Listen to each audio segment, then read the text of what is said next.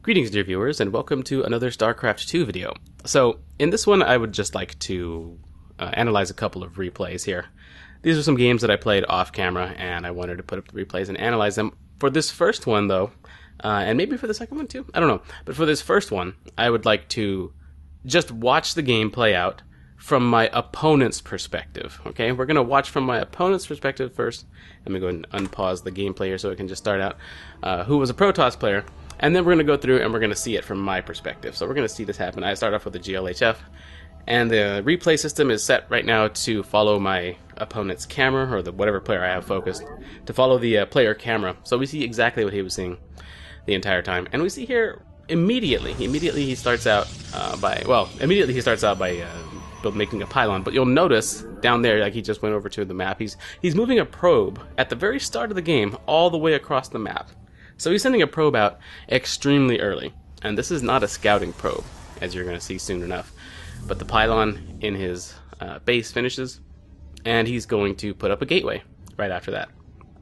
So let's say I sent a scouting drone out, and I saw this. Everything would look completely normal. I would see a pylon, I would see a gateway building, and then I would go into his base, and I would look around, and I would see no simulator or anything, but I'd see him just building up. It would look pretty normal to me. So he has this probe over here, and he's going to get a little bit sneaky with it. As we see, he places down a pylon behind the mineral line of what would be probably my third base, or my second expansion. We can see it over there in the 9 o'clock position. He's got a probe over there. That's where he's building the pylon. And he continues to probe at this point. So, if you're experienced in StarCraft, you realize that this is what's called a proxy build. He's going to do a proxy gateway build, where he builds his gateways, his unit-producing structures, his infantry-producing structures, really close to my base, so that he can get infantry moving in against my base for an extremely early attack, and he's going to hope to deal a lot of economic damage, or even just win the game outright from there. Not a bad move to make against Zerg players, honestly, because we Zerg players don't have a really good way to wall off our base to prevent early aggression, and oftentimes we want as much early economy as we can get. So it's very likely that against a Zerg player, which I'm playing, he might very well find a lot of success doing this because, again, Zerg players want a lot of early economy. So he gets his probe moving in, and you can see what I do right here. I set a drone to go follow that probe. All I do is pick up a drone, and I right-click on the probe to have it follow it. Now, this is where things kind of get a little bit suspicious, because usually he's got his gateway building, he's building a second one, and he sets his probe to not move around in my base anymore. His scouting probe, he just lets it get taken out by my drone. He does set it to fight my drone, but that all happened really quickly. But yeah, he doesn't move his probe out, so that's a little bit suspicious that he didn't try to get his drone back to base, or sorry, his probe back to base or anything. Anyway, he is continuing to build up over here, and we're going to see he's got some military already on the way. He's gonna have his zealot just about finished over here, and his next gateway is finishing. But wait, I've got Zerglings coming in here, and we can see he's looking right at it. So he's got another pylon building, then he sees 4 more Zerglings streaming in, so now he's put in a position where he has to decide what he's going to do. So he cancels his pylon, he cancels his other gate, he loses this probe, and now he moves back to his base. And you can kind of tell from his camera movements and what he's doing, where he's moving his units and stuff like that, that he's not really 100% sure what to do at this point. His proxy gateway has been spotted and thwarted, and now he's like, okay, well, I guess I better get to expanding. And what he should probably be doing at this point is making more military structures, but instead he's expanding. And he pans over to his proxy location, and he sees my Zerglings tearing it apart. And from here, he's going to continue to try and just build up normally. He's putting more probes on gas, but here come my Zerglings streaming in past his ramp, and I get a decent number of probes over here. And he's got his small little military force moving in. I ignore them for the most part. Right now, I'm thinking it's probably best to focus on his economy, so I go after the probes, and my Zerglings do get all taken out. That first wave does anyway. But I have a second wave coming in, and this one's much bigger, and I take out his probe, begin focusing on his expansion, and then he brings his units in to try and clean this up. This time I figure it's more important to take out his very small military, knowing I took out 2 gateways already. I stopped one from building, and I took one out in his proxy location. I know he probably can't build military up very easily, so taking out his military is the most important factor here, and that just wins the game. The game ends at that point. Okay, so that might look a little bit surprising, right? We can see that my opponent was surprised whenever I spotted his proxy. Let's go ahead and zoom back to the start, and let's look at this game from my perspective, also following my camera. And we're going to play this through. Actually, we're going to speed things up just a little bit here. Go faster ×2. And over here, it's just like a normal build for me. I'm just doing a normal thing. I'm going to go for a fast expansion. I'm not going to go for a double fast expand like I went against Protoss in the previous Starcraft video. I went against, in the second game, I went for a double fast expand. Not doing that here. The map's not big enough to be safe. Or very safe for a double fast expand. So I'm just going for a normal, quick expand build. And then from there, I'm going to pick up my extractor and spawning pool and just go for a standard normal let's get the game going kind of see what happens, let's maybe transition into a macro game kind of build. That's what I'm kind of doing here at this point. Alright, so I'm gonna go ahead and pause here. Let's go ahead and click on this overlord. Now this is something I don't always do, not 100% of the time, but my first overlord went out, and as normal my overlord's gonna move out here and go scout his starting base. But this overlord, the second overlord I made, you'll see that he's rallied off in this location. That's because I know Protoss are capable of building things. And now let's go ahead and look at the whole map real quick. Let's go to everyone, see the whole map, and yeah, he's got his dude here already. He's already building something right there, but I have no way of knowing that he's actually doing that. I just know that Protoss are capable of doing proxy things. And I just want to make sure I cover those bases. So this is something I've started doing recently, which is looking all around my base, because I have lost to proxy builds before, and very early aggression and cheese builds and stuff like that. I've lost to proxies before, so I'm just kind of looking around at all the pretty obvious locations. You can see I've got the overlord set to scout here, then he'll move here, and then even over here to check areas like this, and then even over here to check areas like this. So that's my second overlord, just going out to go scout the perimeter and make sure that I'm safe. Just something that's a good practice to get into. So anyway, let's go ahead and keep going. Let's see, let's go back to my camera here, and we'll speed the game up a little bit more. So my overlord's going to move out there, and he's going to take a look around. Let's speed up just a bit more. And I think we're going to see my opponent's probe coming in here in just a second. I can go to the everyone camera and we'll check it out. Yeah, here he comes. Okay, so we're going to my camera again. So his probe comes in here, and once again, like I showed you just a second ago, I take my drone and I set my drone to focus on that probe. Let me go ahead and pause again. Now, why do I do this? Again, because I know Protoss are capable of doing proxy builds. So I see probes in the early game as a very high threat, even though most people would probably see them and think it's just a scouting probe. I don't need to worry too much about it. I give probes way more respect than that, because this scouting probe might very well come into my base and scout, take a look around, and then when it leaves, presumably to go back to base, it could just come over here and build a whole proxy thing the way he's doing over here, right? Also, we'll notice that my overlord just spotted this. Now, at this point in the game, I haven't noticed this yet. It's there. It's on my screen. I see it on my minimap, but I haven't noticed it yet. I'm focused on this probe. I've got this drone moving over there, and I always right-click a drone to follow a probe. I will always do that, because they, well, almost always, because again, I don't want that probe to, like, leave my, my field of vision, or my visible area, and then go off and do something sneaky. So that's why I've got this drone on this probe. I'm willing to lose the minerals this drone provides for that amount of time, in order to make sure I don't get cheesed in such a way, or no proxy comes in such a way. So anyway, he sets his probe to fight my drone now. Instead of having his probe run away, he sets his probe to fight my drone, and that's a little bit suspicious. Normal behavior is to try and run the probe out, but that might tell somebody. It didn't at the time for me, but it might hint to a player that the Protoss player doesn't want you moving out, doesn't want you seeing your base, or doesn't want you seeing their base. All right, let's go back here real quick. Let's rewind just a little bit, because I want to point out something pretty key. Okay, going to go back to my camera. Okay, and right here, right there was where I noticed it. You see, I actually do a double take. I see it, I go back, and then I do a double take. It's at that point that I noticed that there's something going on there. Thankfully, my overlord, which stopped like about right here, its vision was just wide enough to be able to spot this gateway being built. I was like, okay, well, now I know what to do. And also, fortunately for me, because I like to get a bit of a balanced build to start when I'm not feeling 100% confident, or when I don't really know 100% what I can do, or if I'm not going for a specific build or anything, because I'm just trying to cover all my bases this time. I've already actually got, we could look at the production tab, I've already actually got 3 eggs with Zerglings hatching. So that's really good for me, because I spotted this and the Zerglings are already coming out. So by the time I spotted it, I already had some military, which is a good thing. It's what you want to do a lot of the time, rather than get greedy. So anyway, I spot it, and I've got my Zerglings already rallied to go over there. So it must have been somewhat surprising to him that I actually reacted this quickly. What happened was a lot of things played into my favor. The fact that I chose the right build, just by happenstance, well, I don't know, it's a pretty standard build.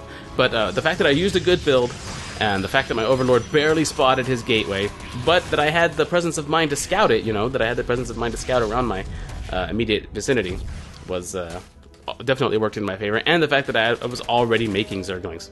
So I'll be able to take out whatever military he has there and destroy his proxy. Now, knowing that a proxy build takes a lot of resources and a lot of dedication to that build, I decided to start sending in some military to his base because I want to punish the fact that I know he probably hasn't expanded, he's not going for a lot of economy, and I'm destroying his gateways, which are a big investment in the early game as far as minerals. I'm destroying his gateways. That's 2 gateways down. He can't very well have very many gateways back at base because he just doesn't have the resources to make enough gateways and military to be able to handle this number of Zerglings. So I send in these Zerglings first, and I want to try and secure my victory at this point by destroying his probes. So you see, I'm focusing on the probes at this point and ignoring his military just so I can take out his economy to further cripple him, and then this is the killing blow right here.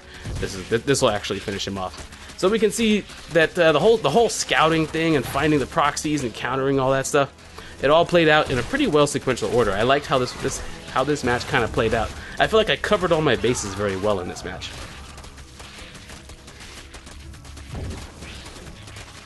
And there we go. That is the end of the game. So I felt like that was a pretty cool one for me to go ahead and showcase, go ahead and put up and analyze and describe some of the strategy and tactics and builds and stuff like that that's going on. I found it very interesting because the Protoss player went for a proxy gateway build, and because Zerg often don't have Zerg don't have very good ways to wall off our ramps. Like, we have a ramp right here, but we can't do like Terran and Protoss do and just start building structures right there at the start of the game. We're limited in where we can build because of our creep. So as Zerg players tend to face a lot of early aggression because our bases are wide open. We have to do things like use our overlords to scout and think 1 or 2 steps ahead of our opponent and stuff like that. We have to use what we have at our disposal because we're very vulnerable early on. And I think this played out very well to show what a Zerg player can do in the face of something that really would cause a lot of problems if you don't spot it at the right time, if you don't spot it early. So anyway, yeah, I hope you folks enjoyed this particular match. Let's move on to the next one. All right, let's get this one started. Oops, we're playing at a little bit too much fast speed there. We'll go down to normal speed, or well, faster. But this is the game is normally played at, so we'll go down to the usual speed, I guess. I don't know. BattleNet speed, whatever you want to call it. Anyway, this is the game. This is the speed the game is normally played at. We're just going to watch from my perspective this time around. And again, an early expansion. We're up against a Protoss player again. As you can see there from the production tab, you can see a pylon and a probe building. So we're up against Protoss. They're down there in the lower right in the 5 o'clock position. So I'm just going for another expand. My first Overlord, as you can tell by the minimap, already moving toward my opponent's base to go get a scout off, and I'm just doing the same build that I did last time. I feel safe with this build. I feel very comfortable with it. I'm still practicing it, but it's something that it's kind of like a safety net for me. It's a build that I go to whenever I don't have anything else planned, where I'll get my extractor, I'll get my spawning pool, and it's just a good start. It's just a good setup build. It gets me moving into the mid game on a solid foundation, which is why I like doing this fast expand and then into extractor and spawning pool. It just covers all the Zerg's bases. You get everything you need. You get some gas, you get a decent amount of mineral production, you get your military early enough to be able to fend off attacks or be able to do some harassment, and it gets it opens the door for more economy to be able to begin rolling in because you've got that expansion coming up, and it gives you 2 hatcheries, so you have the increased production. So here's my second Overlord. And like last time, I'm sending the Overlord to various areas out here to go scout for proxies and such. I believe this game happened immediately after the previous game we just watched, so obviously I'm going to continue to scout for proxies and stuff. I don't know what the current meta is. I haven't been playing on BattleNet very long recently. I just came back, so I don't know if proxy gates are just what Protoss do these days against Zerg. So I gotta watch out for all that stuff. I'm checking my expansions and the like. Meanwhile, my other Overlord, my first Overlord, is making its way into my opponent's base, as you can tell by the minimap and by what's on camera right here. And the first thing I'm checking out here is whether or not he has an expansion. I want to see if he's going to go for early aggressions, because if there is no early expansion, then we can expect military coming out from the Protoss earlier rather than later, sooner rather than later. And so, seeing no expansion there, I want to get in there and see what his base is like. I realize he's got a gateway, I realize he's got a cybernetics core, which means he's probably going to have a stalker or two ready, but I'm willing to put this overlord at risk in order to get information. And while I was flying over there with that overlord, I did spot some very important things. Let me see if I actually jump back over there. My camera does, and then I'll pause so I can show you what I spotted. Now, I spotted this already. That's why I'm coming back here. In fact, let me go ahead and pause. Let's see. Yeah, let's go ahead and pause and come over here. Let me step back to show you what I spotted. There's the overlord going into his base. All right, cool. Now we're paused. So my overlord's moving in here, and I'm paying attention to this stuff. I see that this structure, while it looks identical to something like a cybernetics core or a gateway building, I click on them manually to see what they are. Because while a Protoss structure is warping and you can't 100% tell what it actually is. This is a Stargate. I see a Stargate building. This means air units. He's going to go for Phoenixes or Oracles. He's going to go for something like that. He wants to have that. He wants to have that aerial superiority. So he's got another Stargate coming in. He's got a gateway coming in. So I see what he's going for here. I see that he's making a Stargate, and that's important. So let me go ahead and unpause the play here. Switch back to my camera. So I see that already, and I react accordingly. I get my queen. My queen's up already. I want to start spreading creep because I know instead of spawning larva with my queens, you'll notice I spread creep right now because I want to be able to move back and forth between my base, knowing that he's going to have something coming that's going to try and hurt my economy. I need creep between my bases so I can move quickly between them. And you'll notice that I have, well, my overlord is being taken out, and you'll notice that what I'm doing right now, if you look at the production tab, I am building a spore crawler. I'm actually going to be building multiple spore crawlers at this point, and I'm moving my overlord around right now to try and get as much view of his base as I can before that overlord gets taken out of play. But I do have a spore crawler being built right there in my main base, and there will be 2 more spore crawlers right now being built in my expansion. This way I can protect from aerial units. And having just these 3, maybe 4, I don't know if I get another one just yet, but having just this small number of spore crawlers makes me feel secure. I know that whatever he brings in from that Stargate, from that single Stargate, it's just one, mind you, it's not like he's going to have a whole fleet in the next 3 or 4 minutes. I know that whatever he can make from that one Stargate is not, and off that one base, mind you, is not going to be enough to handle the intense amount of DPS that spore crawlers put out on aerial units. So these make me feel very secure, and you can see my queen's spawning larva, because that I do want the larva so I can make drones and continue to drone up. Now he's got his Phoenix out here attacking my overlords, so I've got to move to each of my overlords on the map, grab them, and send them to my base. I need to send them somewhere safe. That one Phoenix out on the map affords the Protoss player map control. I can't scout with my overlords anymore because he can move about with that Phoenix and just take them out systematically, and that will be enough to supply cap me and make me use up a whole bunch of minerals replacing them, and that alone can be a lot of economic damage and lost time, which can give the Protoss a huge advantage. So I've got to pull my overlords back. I've got to sacrifice my my scouting in order to get some security here in building up my economy. So he's got that same Phoenix coming in trying to take out overlords in my base, but I'll use my queen and this spore crawler here to defend this overlord, and that one Phoenix isn't going to be too much of a problem at this point. So he sees that I've got some aerial defenses, but I'm continuing to saturate my base. I know that he didn't get an expansion early on. He can't possibly have enough resources to make a really big ground attack to come counter me. I know that I'm safe. I don't need to scout him right now to know that I'm safe. So I'm building up more. I'm spreading my creep toward my second expansion or my third base so that I can get expanding out there at some point. And I'm still just building up my economy. Meanwhile, I do have a Hydralisk Den building. I'm not sure if you saw me build that, but I do have a Hydralisk Den building. It's going right there behind my mineral line because I know he's got aerial units. I'm going to need Hydralisks, and honestly, my build these days is Roach Hydra because it's simple, it's easy, and it's something that I feel like I can get back into StarCraft with.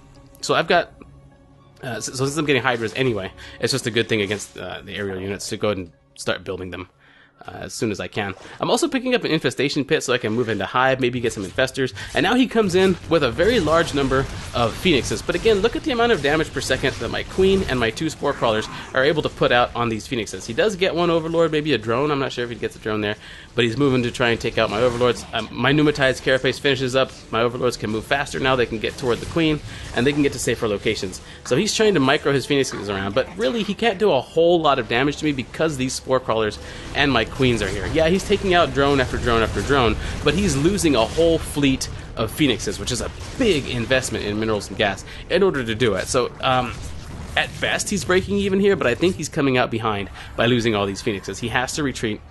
He could have probably picked up my queen and taken her out, but in order to do that, his phoenixes would have had to have stood still for a little bit longer and would have taken all that DPS from the spore crawler anyway. And now he sends his phoenixes in again with this zealot. I think what he did was he F2 and then A moved his, or just normal moved his zealot and the phoenix over here, and that moved his whole army, enabling me to take out the zealot and this phoenix for basically free at this point.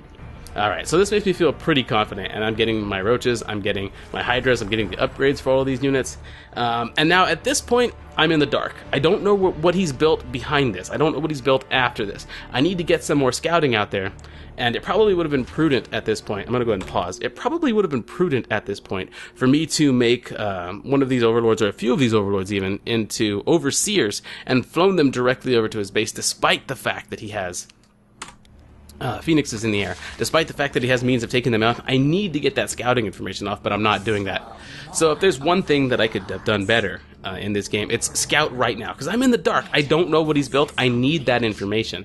I'm just continuing to build my build normally, which, you know, is okay for what he's got. I'm just continuing to do my normal thing, but it would be better if I had even just made, like, 8 Zerglings and then sent them to attack so I can get a scout to see if he's expanded. I want a scout to see if he's got, like, immortals now or something that can counter my roaches. I need to know what he has, and I don't. So that's one thing that I could have definitely done better in this case. But I am currently expanding. Like I said, I feel confident now, having taken out his air force, knowing that he's continuing to focus on air, even though he's seen my air defenses. That tells me my hydras are probably going to be very effective. So I'm building up my roach hydra force, and I'm planning my next attack. So there is that. Now my drones are moving out to go Maynard over to my next expansion, I think? I'm not sure. Okay, so here's my attack force, and I think it's ready. I do want to make this attack fairly soon for multiple reasons. One, I don't want him to be able to catch back up. I know he's probably behind right now because he expanded late. He invested a lot in those phoenixes. He lost those phoenixes. He didn't get a whole lot of economic damage done. Well, meanwhile, my economy is booming. I think I'm pretty sure he's behind, so I want to attack and capitalize on that. So he runs his phoenixes actually into my hydras right now and sets them to attack, but I'm not sure why he does that versus my hydras. He was sending these phoenixes to my base, encountered my hydras, and probably didn't think I had as big a force as I did, but then I ended up taking out a good number of them. So like I said, I think he's behind, so I want to attack to capitalize on that.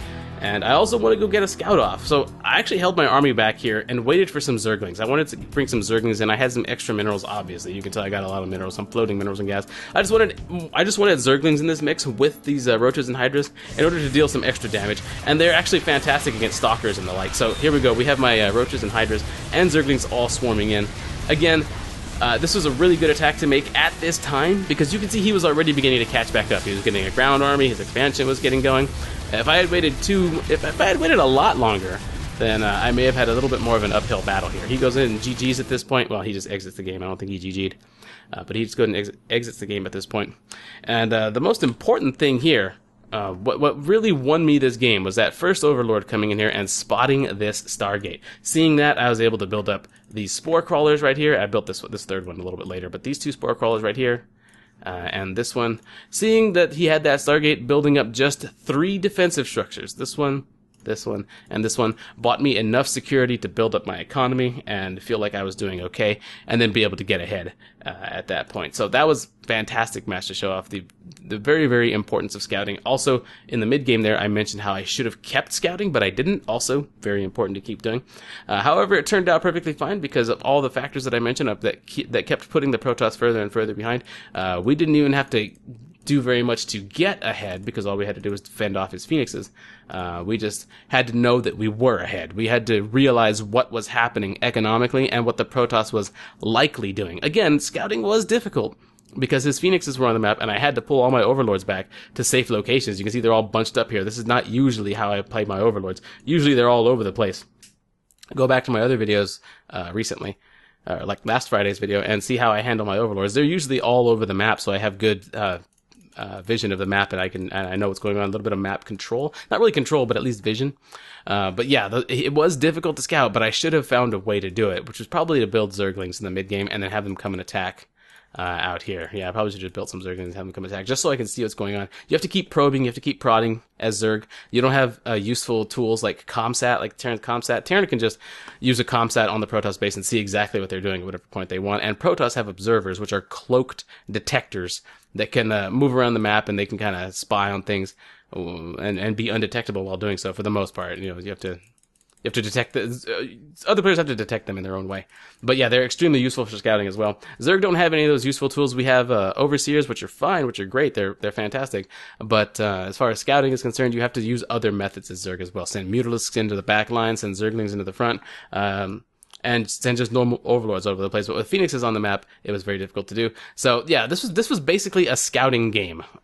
Even though there wasn't a ton of scouting done, the scouting was what made this victory possible, as well as knowing what the Protoss was likely doing and reacting to it that way. So it's kind of a scout and counter react kind of thing, and realize what's going on economically for both sides. Okay, so that will do it for this particular video. Hope you folks enjoyed this. Thanks a lot for watching, and I will see you folks next time.